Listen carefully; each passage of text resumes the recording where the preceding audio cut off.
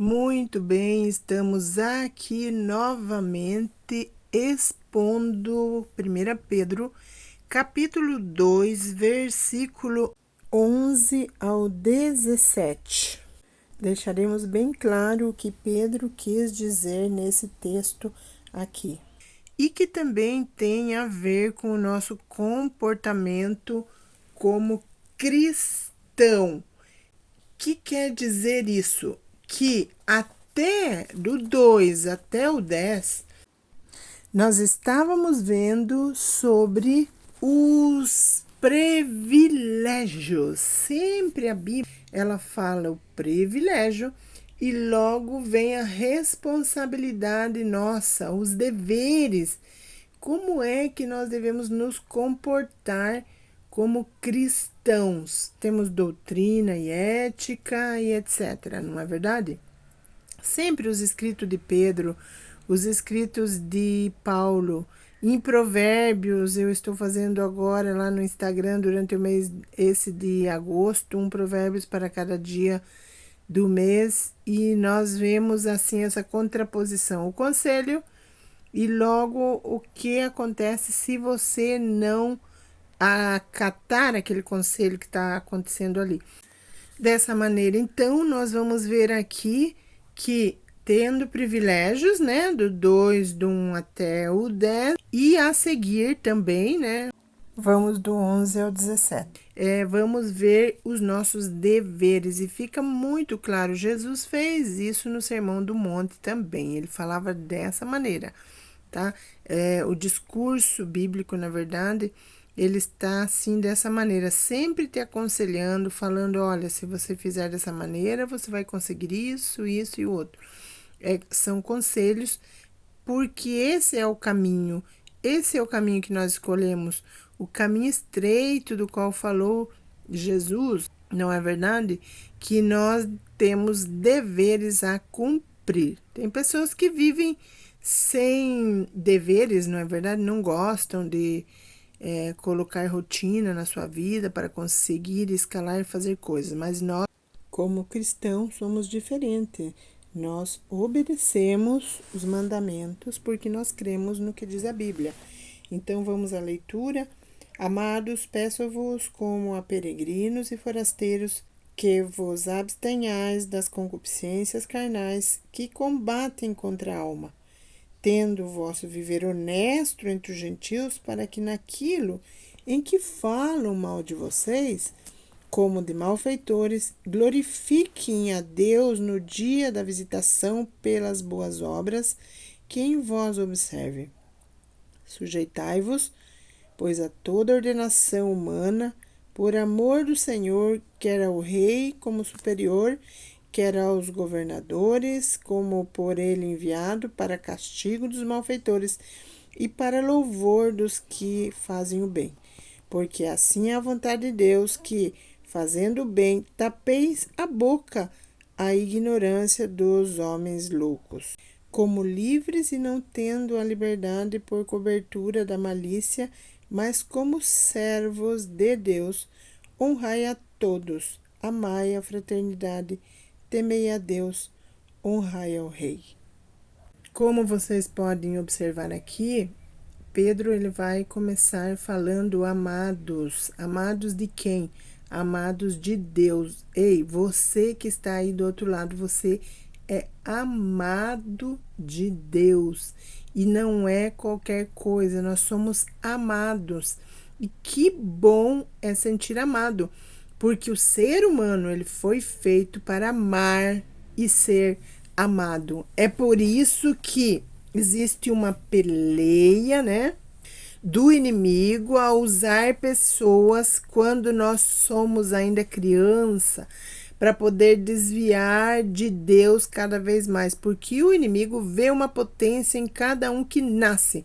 Então ele vai tratar de desviar esse amor usando, às vezes usa os pais que não têm conhecimento, os pais não são cristãos, usa um tio, usa qualquer pessoa para fazer uma maldade para que a pessoa se afaste totalmente de Deus e não se sinta amada. Ao não se sentir amada, a pessoa se trava na vida.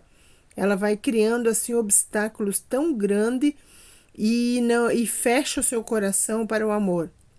Só que aqui Pedro começa: amados, vocês são amados de Deus. Por isso é o que vos peço, como a peregrinos e forasteiros. O que significa isso?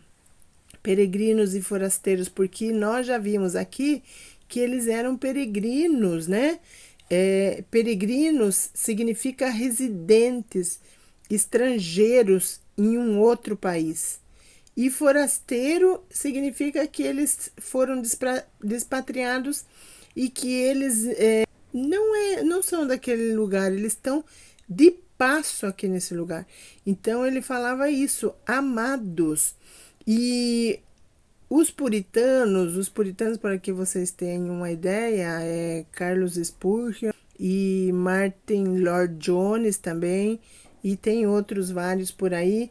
Eu não sei qual foi deles que eles falaram. Vocês acham pouco o fato de Deus amar vocês? É um fato assim extraordinário para que nós coloquemos por obra todos os conselhos que nos foi dado. E Pedro ele estava tentando alertar os judeus, né? Porque eles já tinham sido mandados embora. Ele quis dizer assim: vocês estão de passo. Realmente o lugar de vocês não é aqui, é lá no céu.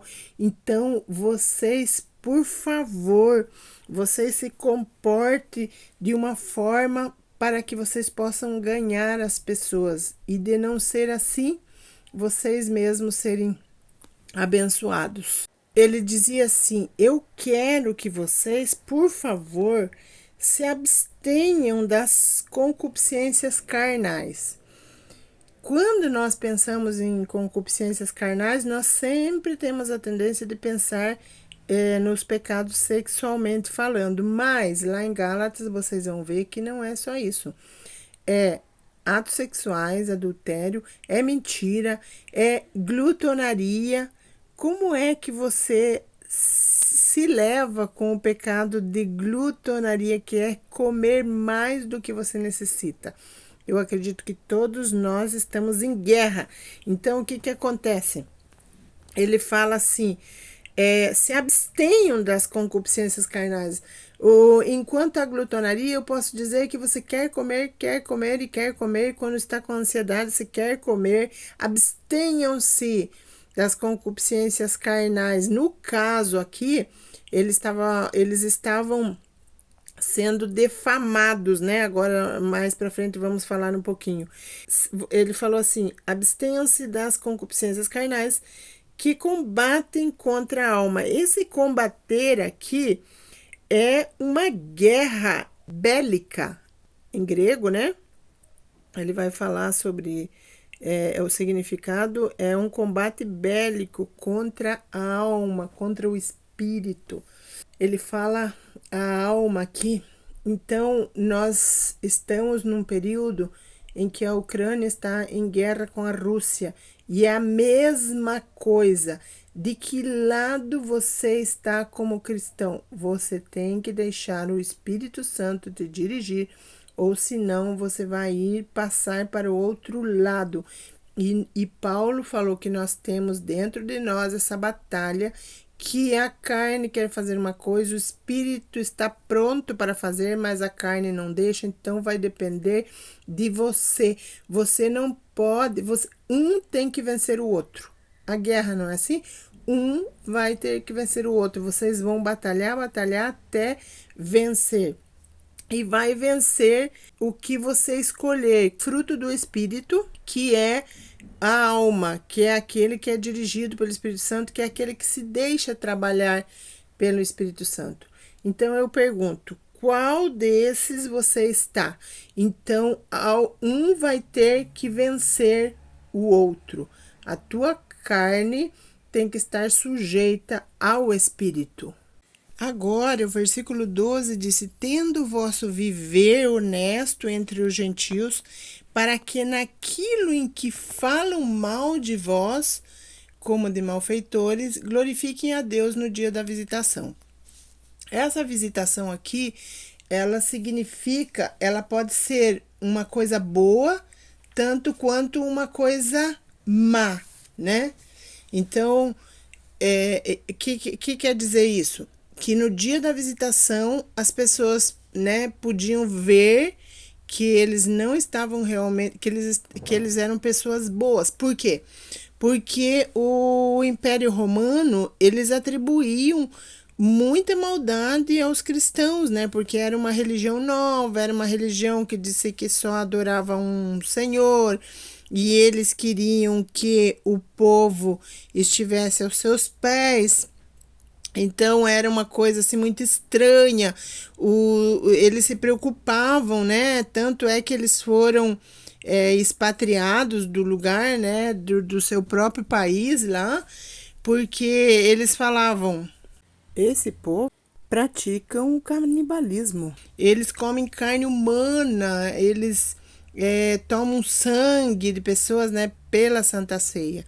E eu descobri um caso incrível que aconteceu. Eu achei assim bastante interessante do porquê, né, que as pessoas escreviam as coisas, o porquê Pedro escreveu isso. Foi encontrada uma carta de Plínio, governador da Bitínia e Ponto, justamente a quem Pedro escreveu a carta, que hoje é a Turquia moderna, né? Ele escreveu uma carta ao imperador Trajano do século II, que ele não tinha visto nenhum mal no povo cristão, porque ele tinha mandado infiltrados para poder ver o que acontecia lá. E eles falaram: olha, eles levantam de manhã, segundo o que me informaram, eles adoram a Deus, e aí logo eles cantam lá uma canção, aí depois eles comem junto, eles pegam e colocam água no vinho, comem com pão, e depois o trabalho deles é ajudar as pessoas. Eles ajudam as pessoas. E eu estou seguro de que eu não vi nenhum problema. Nenhum problema. E mais, eles cuidam dos doentes e eles acolhem as pessoas que nós não queremos mais, o que para nós não serve, eles acolhem e fazem o bem. Olha só, essa carta foi encontrada e é incrível como é que o discernimento de Pedro era maravilhoso, né? Porque eles ganhavam as pessoas para Cristo, porque eles sabiam que agora a salvação podia ser estendida para as pessoas gentias que não eram cristãs. Então, que coisa maravilhosa é nós termos essa estratégia de abster-se, né, dos pecados, né, que nos rodeiam, que nós estamos sempre guerreando, e vencer para que nós possamos ganhar as almas para Jesus. E no dia da visitação, olha só, ele mandou, né, ele como governo, porque governo não é como os governos de hoje em dia, né, os governos foram feitos para cuidar do povo. Na verdade, ele tem o sentido de ser um diácono para o povo, de cuidar bem do povo, exaltar aqueles que fazem o bem. Então, Plínio, ele tinha esse conceito. E ele mandou espiões lá e viram que o povo fazia o bem. Mandou essa carta intercedendo. Porque a partir de Nero, quando Pedro morre, né, no governo de Nero, e Paulo também, a partir daí foi uma perseguição muito grande. Israel foi expatriado. Eu vi a foto, uma foto que foi uma pintura do povo saindo, é triste de ver. E aí Pedro dá esse conselho para o povo: vocês ainda podem ganhar pessoas. E nessa carta que foi encontrada, de Plínio, nós podemos ver que eles se comportaram direitinho, fizeram o que realmente Pedro estava falando para eles fazerem, né? Que coisa maravilhosa.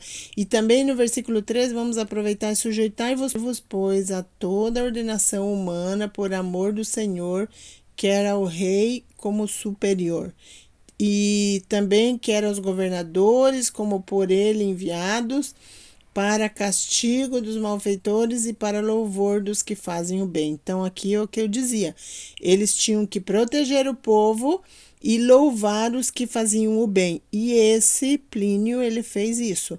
E eles deram testemunho realmente e ganharam muitas almas para Jesus. Então, o que é que eu quero falar com vocês? Qual é a tua atitude? Logo mais, nós vamos ver a atitude de Jesus. Qual foi a atitude de Jesus? Pedro vai escrever aqui. Qual é a tua ação, né? Qual é a tua reação quando alguém faz alguma coisa má, quando fala mal de você? Você vai ter coragem de falar bem dele? Ele bate no teu rosto, você dá outro rosto para bater? O que você faz quando é ultrajado, quando é maltratado? Que Qual é o nosso comportamento hoje em dia diante dos maltratos das pessoas? E é a mesma coisa, gente. Nós temos que ser cristãos de verdade e abster da vontade da carne e fazer a vontade do Espírito, demonstrar amor. Quem é que não vai se converter se nós procedermos dessa maneira, não é verdade? Eu quero aproveitar, agora que estamos na época da eleição, justamente coincidiu com a gravação dessa parte aqui, alertar vocês que nós devemos ser submissos aos governadores, mas que Deus, quando Ele falou que os homens governassem, esse versículo 14 do capítulo 2 de 1 Pedro diz assim: quer aos governadores, como por eles enviados, para castigo dos malfeitores e para louvor dos que fazem o bem, tá? Então é por isso que Pedro mandava eles fazerem o bem, porque os governos tinham esse, como se chama? Tinham esse objetivo. E, na verdade, governadores, todas as pessoas da política deveriam ser diáconos. E diáconos é para servir as pessoas, para produzir a paz, para fazer o bem. O que é que nós estamos vivendo na política hoje? Nós, como cristãos, mais do que nunca, nós temos que nos envolver, pedir ao Espírito Santo ver o que é que mais nos convém para que nós possamos seguir pregando o Evangelho. Só de vocês lerem isso daqui, que os governos é para castigar os maus e exaltar os bons, vocês já têm uma ideia de em quem vocês deveriam votar. Não é a perfeição, mas como cristãos, nós temos o poder aqui no Brasil de ficar com a democracia até que Jesus venha. Deus abençoe vocês. Veja o candidato que mais vai governar de uma forma que nós possamos ter liberdades, tá bem? Pensem muito e que, oxalá, os governantes tivessem esse posicionamento de governar a favor do povo e deixar a corrupção para trás. Seríamos povos, civilizações felizes, não é verdade? Mas também nós dependemos de Deus e temos que obedecer a palavra de Deus. Não provocar motim se a pessoa está fazendo bem, mas se não está fazendo bem, como igreja, nós também temos o direito de proclamar, porque existem leis que nos favorecem. Está bem? Espero que tenha cansado o coração de cada um com essas palavras aqui. Será até a próxima. Deus abençoe cada um de vocês.